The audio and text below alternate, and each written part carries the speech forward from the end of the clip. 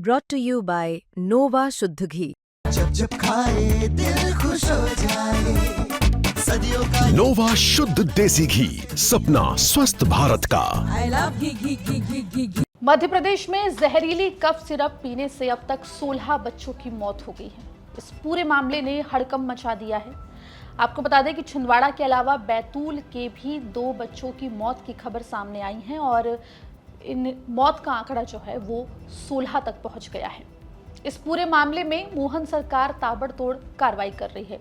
Cold drift cup syrup उसे ban कर दिया गया है, लेकिन इस बीच एक नाम बार बार सामने आ रहा है और वो एक केमिकल कंपोनेंट का नाम है डाइइथिलीन ग्लाइकॉल, जो कोल्ड ड्रिफ्ट कप सिरप में पाया गया है।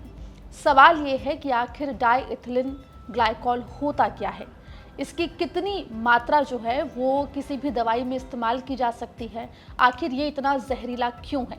ऐसे कई सवाल हैं जो शायद आपके जहन में घूम रहे होंगे और इनका जवाब हम इस रिपोर्ट में देने की कोशिश करेंगे।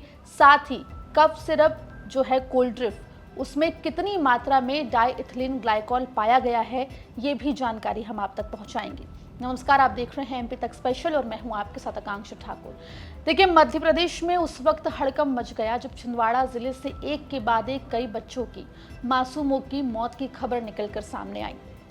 कुछ बच्चों का इलाज छिंदवाड़ा के जिला अस्पताल में चल रहा था, तो कुछ बच्चों का इलाज जो है वो नागपुर तक में भी गया।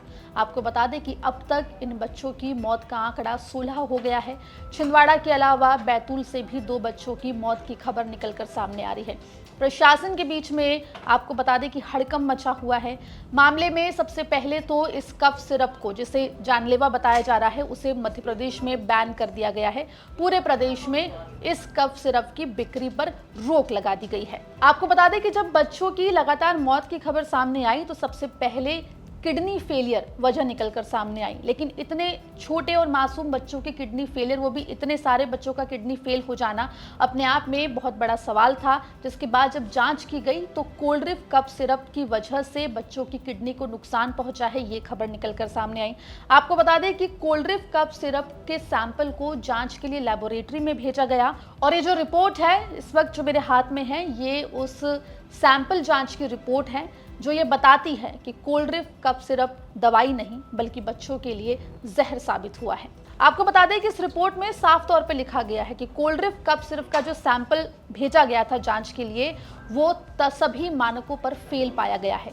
इसमें भारी मात्रा में अमानक तौर पर डाइइथिलीन ग्लाइकॉल की संख्या पाई गई है। सामान्य परिस्थिति में डाइइथिलीन ग्लाइकॉल जो केमिकल है, उसे कफ सिरप में अगर इस्तेमाल किया जाता है दवाई के तौर पर, तो उसकी मात्रा केवल 0.1% होनी चाहिए। लेकिन कोल्ड ड्रिफ्ट एक ऐसा कफ सिरप है जिसमें डाइइथिलीन ग्लाइकॉल की मात्रा 46.28% थी। इतना ही नहीं, इस रिपोर्ट में साफ तौर पर लिखा गया है कि जो सैंपल पाया गया है कोल्ड ड्रिफ्ट कप सिरप का, वो अडल्ट्रेट है, यानी कि उसमें मिलावट है और डाइइथिलीन ग्लाइकॉल की जो मात्रा है वो काफ़ी ज़्यादा है, जो कि स्वास्थ्य को सीधे तौर पर हानि पहुंचा सकती है, स्वास्थ्य के लिए हानिकारक हो सकती है। ऐसे में छोटे मासूम बच्चों को इस कप सिरप को दिया जाना उनकी जान जाने का जो प्रमुख कारण है वो बना है। वहीं सवाल ये है कि डाइइथिलीन ग्लाइकॉल आखिर इस्तेमाल क्यों होता है, तो ये भी हम आपको बताते हैं। दरअसल डाइइथिलीन ग्लाइकॉल, जिसे DEG कहा जाता है, एक सॉल्वेंट है और ये इसका उपयोग औद्योगिक कार्यों में किया जाता है। इंडस्ट्रियल यूज है इसका। पॉलिएस्टर रेजिन या फिर प्लास्टिसाइजर या फिर एंटीफ्रीज बनाने में इसका इस्तेमाल होता है। इतना ही नहीं, इसे प्राकृतिक गैस को डिहाइड्रेट करने के एजेंट के तौर पर भी इस्तेमाल किया जाता है। मुख्यतः अगर देखा जाए तो डाइइथिलीन ग्लाइकॉल का इस्तेमाल जो है वो कपड़े की जो इंडस्ट्री होती है, कपड़ा उद्योग में इसका इस्तेमाल होता है। एक ल्यूब्रिकेंट या फिर एक फिनिशिंग एजेंट के तौर पर भी इसको इस्तेमाल किया जाता है। हालांकि इसका औद्योगिक उपयोग व्यापक है, लेकिन DEG अत्यधिक विषैला होता है, यानी कि इसमें बहुत टॉक्सिन होते हैं, ये पॉइजनस होता है और इसे गलती से भी जो तय मानक है उससे ज़्यादा इस्तेमाल नहीं करना चाहिए, क्योंकि ये हानिकारक है। फिलहाल इस पूरे मामले की टाइमलाइन भी हम आपको बता देते हैं। आपको बता दें कि सबसे पहले जो बच्चों की मौतों का सिलसिला है वो सितंबर के महीने में शुरू हुआ था। 7 सितंबर को पहले बच्चे की मौत जो है वो इस कफ सिरप को पीने से हुई थी, ऐसी जानकारी निकलकर सामने आई है। आपको ये भी बता दें कि पहले छिंदवाड़ा के बच्चे जो हैं उनकी मृत्यु हुई, लेकिन अब जो जानकारी मिल रही है उसके मुताबिक बैतूल में भी 2 बच्चों की मृत्यु इस कफ सिरप के सेवन के बाद हुई है। तमिलनाडु की श्रीसन फार्मास्यूटिकल जो है वो कोल्ड्रिफ कफ सिरप बनाती है। ये भी आपको बता दें कि इस कफ सिरप को प्रिस्क्राइब करने वाले डॉक्टर प्रवीण सोनी जो हैं उनके खिलाफ और श्रीसन फार्मास्यूटिकल जो कंपनी है उसके खिलाफ एफआईआर दर्ज हो चुकी है।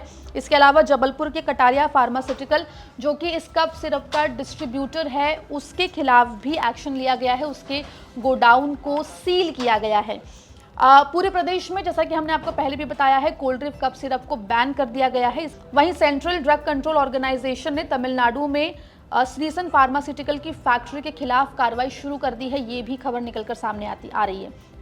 वहीं आपको बता दें कि डॉक्टर प्रवीण सोनी और श्रीसन फार्मास्यूटिकल कंपनी के खिलाफ एफआईआर बीएनएस की धारा 105, 276 और औषधि और प्रसाधन सामग्री अधिनियम 1940 की धारा 27A के अंतर्गत एफआईआर जो है वो दर्ज की गई है। इसके अलावा दर्शकों को बता दें कि पूरे देश में कोल्ड्रिफ कफ सिरप कहीं बिक तो नहीं रही है, इसको लेकर भी लगातार छापेमारी कार्रवाई हो रही है। उत्तराखंड, राजस्थान और उत्तर प्रदेश में भी कई सरकारी और गैर सरकारी मेडिकल स्टोर्स में जो ड्रग कंट्रोल ब्यूरो है वो लगातार छापेमारी कर रहा है और इस दवाई को, ये जो कफ सिरप है इसको अपने अंडर लेकर इसको बैन करने की दिशा में आगे बढ़ता हुआ फिलहाल दिखाई दे रहा है। मध्य प्रदेश सरकार इस पूरे मामले में सवालों के घेरे में है। विपक्ष इस मुद्दे को लगातार उठा रहा है, लेकिन सबसे बड़ा सवाल यही है कि आखिर बच्चों की जान से इस तरीके का खिलवाड़ कैसे जायज़ माना जाए। फार्मास्यूटिकल कंपनी ने अगर सिरप बनाया और उसमें डाईइथिलीन ग्लाइकोल अमानक तरीके से इस्तेमाल किया गया तो इसकी जांच तब क्यों नहीं हुई जब इसको टेस्टिंग के लिए पहली बार भेजा गया था, और कैसे ये जहरीला कफ सिरप दुकानों में बिक रहा था और डॉक्टर्स इसको प्रिस्क्राइब कर रहे थे। मामले में जो भी अपडेट होगा एमपी तक आप तक लेकर आएगा। मध्य प्रदेश की तमाम खबरों के लिए बने रहिए एमपी तक के साथ।